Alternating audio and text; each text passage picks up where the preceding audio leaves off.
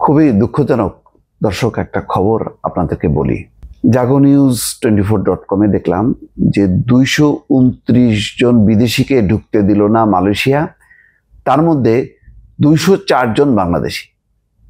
দেখেন, 229 জনকে ঢুকতে দেয়নি, সেই 229 জনের মধ্যে 204 জন বাংলাদেশি। কারণ মালয়েশিয়ার কর্তৃপক্ষ, ইমিগ্রেশন কর্তৃপক্ষ সন্দেহ করছে যে এরা ট্যুরিস্ট ভিসায় আসছে সত্য, কিন্তু এরা প্রকৃত ট্যুরিস্ট না।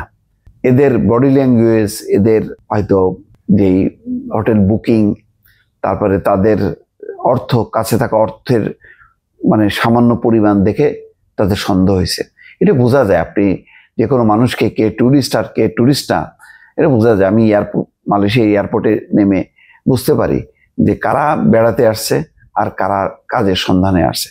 তো এগুলো আমরা বুঝতে পারি। আর ইমিগ্রেশন তারা প্রতিনিয়ত শত শত মানুষকে দেখতে দেখতে তাদের মোটামুটি তারা মানে হাফেজ হয়ে গেছে এই বিষয়ে।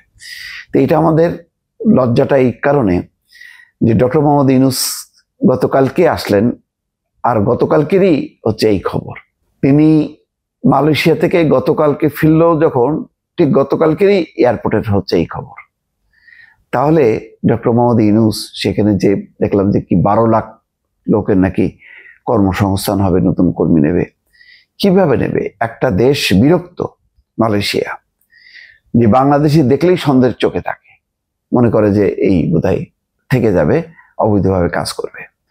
এবং যখনই ধরপাকড় হচ্ছে 100 জনের মধ্যে দেখা যায় যে 80 জনই বাংলাদেশি।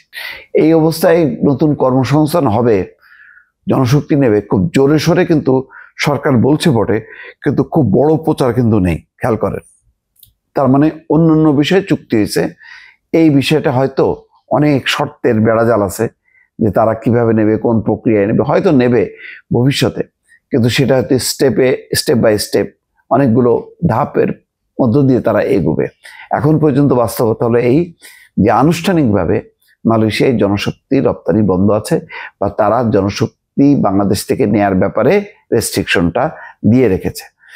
এর মধ্যে এই ঘটনা হচ্ছে এই কুয়ালালামপুর আন্তর্জাতিক বিমানবন্দরের KLIA-তে Malaysian border control and protection agency, তার মানে ইমিগ্রেশন, সমন্বিত অভিযানে বিভিন্ন দেশের 229 বিদেশি নাগরিককে প্রবেশে বাধা দিয়েছে।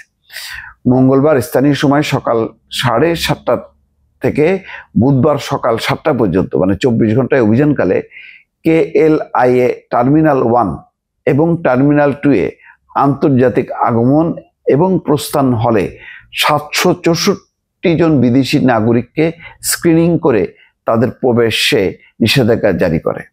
বিমানবন্দর কর্তৃপক্ষ জানিয়েছে, প্রবেশে বাধা দেওয়া 229 জন প্রবেশ শর্ত পূরণ করতে ব্যর্থ হয়েছেন।